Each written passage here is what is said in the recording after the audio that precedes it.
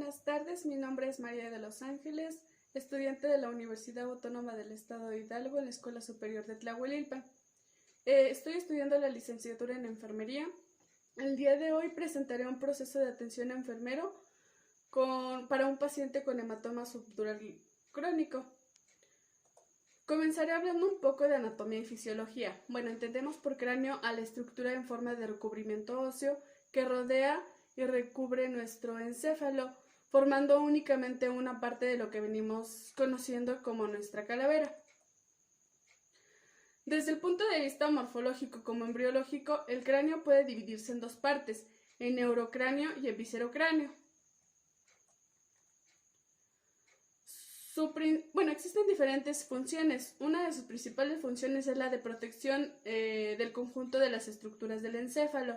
Otro sería el modo de barrera que impide que golpes, lesiones o algunos agentes patógenos nocivos puedan llegar o atacar directamente a nuestro cerebro. Y otro sería que también permite que éste mantenga una estructura que de cierta forma sea flotante o tenga flotabilidad, que impida que cualquier golpe o lesión haga que choque contra sus paredes. Sería como un amortiguador. Algunas principales partes del cráneo. Conocemos que esta estructura no pertenece o no aparece de manera uniforme, sino que en realidad la unión de diversos huesos por medio de suturas craneales se van desarrollando y van creciendo hasta terminar por osificarse. Entre viscerocráneo y neurocráneo los adultos tenemos un total de 22 huesos. Dentro de ellos, 8 se configuran en el neurocráneo, por ejemplo, un frontal, 2 parietales, 2 temporales, un esfenoides, un etmoides y un occipital. Todos ellos, a excepción del esfenoides y etmoides, protegen los lóbulos cerebrales.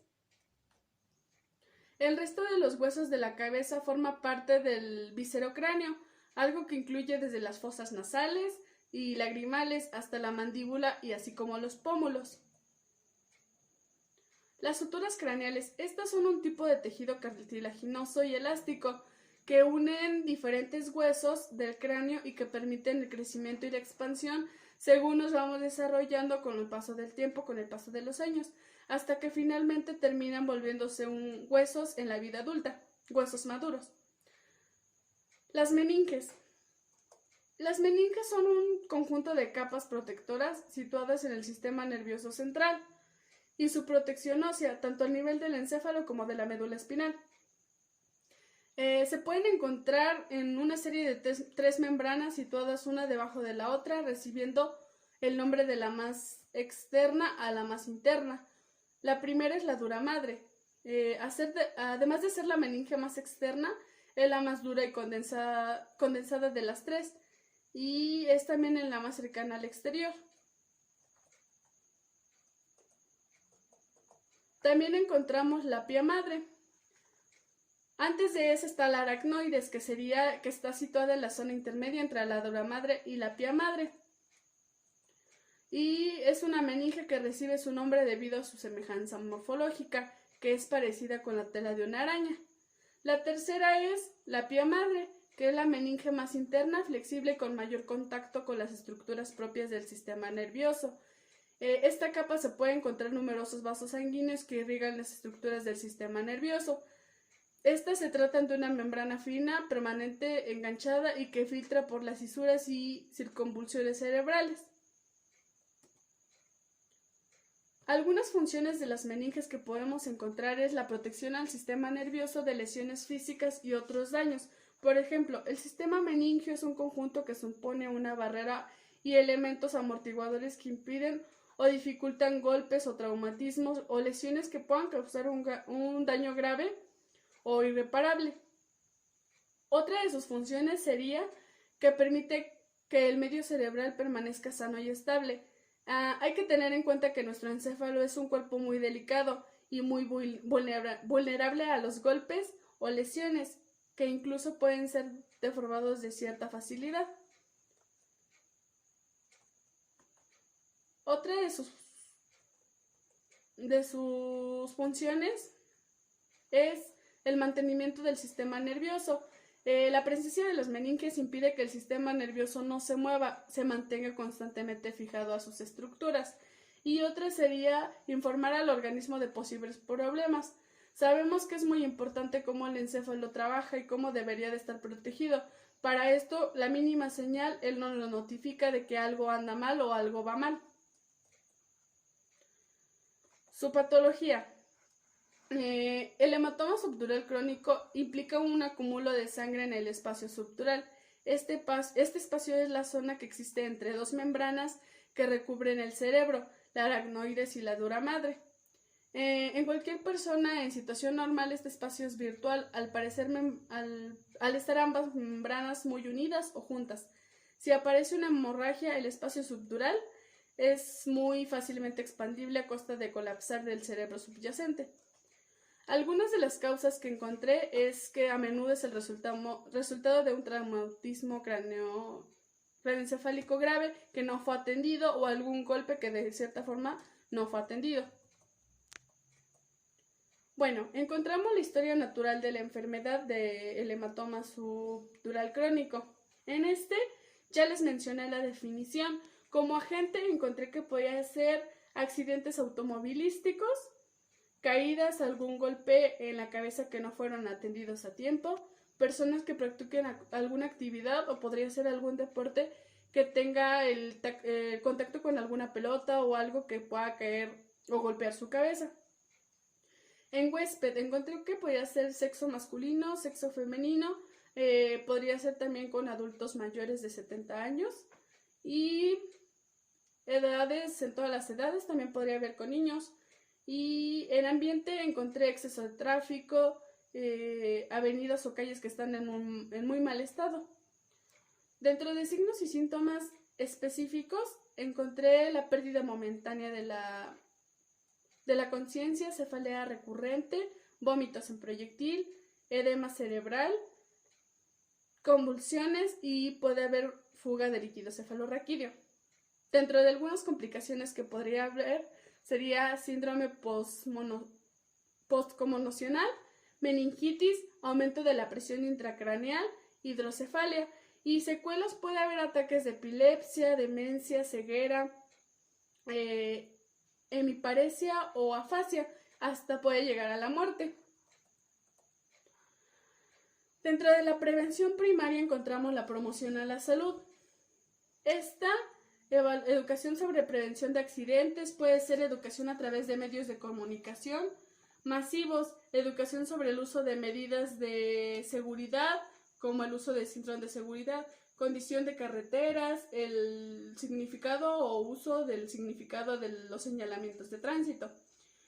En la protección específica, el uso de spots que concienticen a la población en el uso o la importancia de poder usar un cinturón de seguridad, el uso de adiestramientos o el uso responsable de las sustancias alcohólicas. En prevención secundaria, en el diagnóstico precoz, encontramos el uso de aditamientos de protección y consumo de sustancias responsables, evaluación neurológica, evaluación del estado de conciencia, en la escala de Glasgow, un TAC, una gasometría arterial y un monitoreo de presión intracraneal. En el tratamiento oportuno establecemos la reducción de la PIC y encontramos el tratamiento quirúrgico. Bueno, aquí más adelante comentaré sobre la craneotomía y el drenaje de hematoma subdural. En la limitación del daño, pues sería un coma inducido, una descompresión cerebral o una inmovilización de corrección de hipovolemia. Y en rehabilitación, pues sería la reintegración a la vida social o a un grupo de terapia física. En el tratamiento, tengo entendido que esto se debe a un traumatismo craneoencefálico o algún golpe que la persona no se atendió a tiempo. Bueno, el tratamiento oportuno o cirugía que se podría utilizar se había encontrado que se puede referir de hecho a una craneotomía y después de la craneotomía solamente hacer las pequeñas incisiones con los trócares para poder retirar el líquido o drenar. Entonces encontré que como tal sería una craneotomía o se puede hacer durante una craneotomía.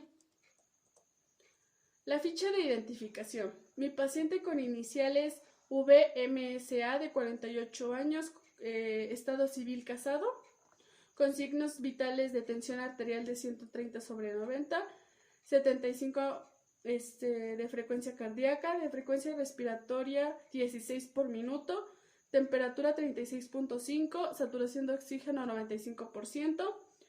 Somatometría. En peso, mi paciente pesa 80 kilos y de talla tiene 1.76 metros. Su índice de masa corporal era de 25.83, el cual lo agregaba un rango de sobrepeso grado 1. Mi resumen de la valoración. Paciente masculino de 48 años de edad con iniciales VMSA ingresa con un diagnóstico ingresan familiares del paciente a servicio de urgencias, ligeramente inconsciente y poco desorientado en tiempo y espacio. Al examen físico evidencia piel pálida con presencia de crisis convulsivas, midriasis, irritación, ataxias con dificultad de equilibrio, cefalea recurrente, vómito en proyectil, náuseas repentinas, sobrepeso de acuerdo a la somatometría. Y el paciente refería que no podía descansar, que tenía cambios en el estado de ánimo, que no podía dormir bien o no podía conciliar el sueño. ¿Por qué? Porque él sentía temor al que le podía pasar, al que si no volvía a despertar.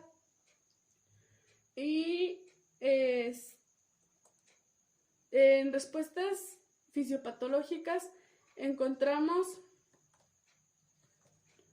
cefalea recurrente, dificultad de equilibrio, midriasis, irritabilidad, ataxias, edema cerebral, convulsiones, debilidad y pérdida momentánea de la conciencia.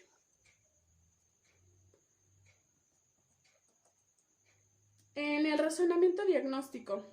Dentro del razonamiento diagnóstico, pues identifiqué, de acuerdo a mis signos y síntomas o mis datos subjetivos, insomnio, que se refiere a la dificultad de conciliar, lo referí con datos subjetivos a la dificultad para conciliar el sueño, que refería a mantenerlo en cambios de estados de ánimo o no poder conciliar o no poder dormir. En datos significativos encontré que duerme de 4 a 5 horas, irritabilidad, ansiedad, alteración de sueño y descanso. Entonces mi etiqueta diagnóstica la relacioné con insomnio, que es con su factor relacionado a ansiedad, depresión, temor, su característica definitoria con alteración en el estado de ánimo, alteración en la concentración, dificultad para permanecer dormido y el estado de salud comprometido. El segundo etiqueta diagnóstica es capacidad adaptativa intracraneal disminuida, con datos subjetivos que refería a dolores de cabeza recurrentes y datos significativos como edema cerebral, cefalea recurrente. Y los factores de riesgo con que yo lo relacioné es lesión cerebral, hipertensión intracraneal, con unas características definitorias de ensanchamiento de la curva de presión intracraneal por el edema cerebral. Y por último sería el riesgo de caídas. Datos subjetivos: no dormí correctamente y la debilidad que él tenía. Y datos agrupados o datos objetivos, que sería dificultad para poder moverse o poder trasladarse, lesión cerebral y la intervención de la cirugía. Dentro de mi modelo ARIA tomé en cuenta primero la capacidad adaptativa intracraneal para que él pueda mejorar el riesgo de caídas y pueda estar más tranquilo, pueda dejar de preocuparse y de cierta forma también lo pueda ayudar en que no pueda descansar mejor, no esté tan preocupado, no tenga cambios de humor. En los planes de cuidado, el primero, como ya los había mencionado, la primera etiqueta, que es capacidad adaptativa intracraneal disminuida, uno de los resultados del NOC que encontré fue perfusión tisular cerebral. En esta, los indicadores que tomé fue presión intracraneal, la cefalea, vómitos y nivel de conciencia disminuido. La puntuación diana la traté de mantener no a un rango muy alto, pero tampoco a uno muy bajo. Las intervenciones para esta etiqueta serían vigilar el nivel de conciencia, vigilar la tendencia de escala de Glasgow, la monitorización constante presión intracraneal y la observación de la cefalea si es que llega a volver. En el segundo, que sería insomnio, ya había mostrado los factores relacionados y las características definitorias. En esto encontré un resultado del NOC, que sería tiempo de descanso, relacionado igual con indicador de patrón de descanso, la calidad del descanso de mi paciente y el aspecto de cómo él está, si está descansando o no. En la escala de medición y puntuación diana, de igual forma traté de no subirlo a tanto, tampoco de mantenerlo a tanto. Y en intervenciones aparecía que sería mejorar el sueño y sería determinar el patrón de sueño, vigilancia del paciente, observar y registrar cómo han sido sus cambios o si es que cuántas horas duerme, ayudar a eliminar las situaciones estresantes y comentar con el paciente familiares técnicas para favorecer el sueño. Bueno, aquí encontré que al dormir nuestro cuerpo genera demasiado serotonina y melanina, y estas hormonas, al tenerlas, hacen que descarguemos todo el estrés que tenemos dentro. Y el último sería el riesgo de caídas. En esta pues ya mencioné cuáles habían sido los factores de riesgo, que era el procedimiento quirúrgico, el desvelo, el deterioro de la movilidad. El resultado de NOC sería control de riesgo de caídas, y los indicadores que yo puse: identificar los factores de riesgo para evitar caídas, reconocer las posibles complicaciones de las caídas y utilizar las estrategias para compensar limitaciones no visuales. Y las intervenciones que utilicé sería el determinar la capacidad actual para poder trasladarse y que no pueda tener un riesgo de caídas, y mantener la alineación corporal del paciente correcto durante los movimientos.